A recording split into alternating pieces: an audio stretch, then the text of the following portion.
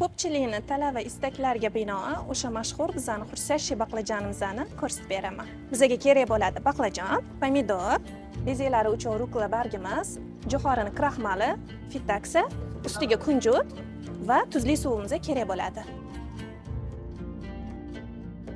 Muzdek tuzli suvimizga 5-10 minutga solib qo'yamiz.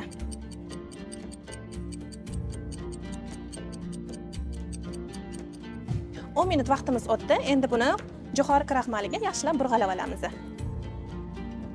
Baqlajonlarimizni qizib turgan yog'ga solib qovurib olamiz.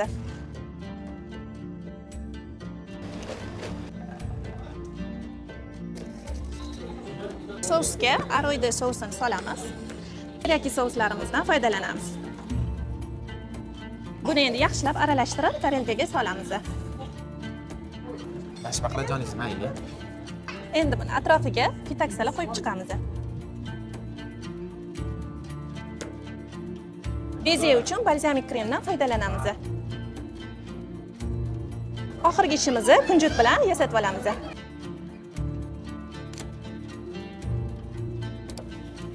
Usmon vilka bilan kel.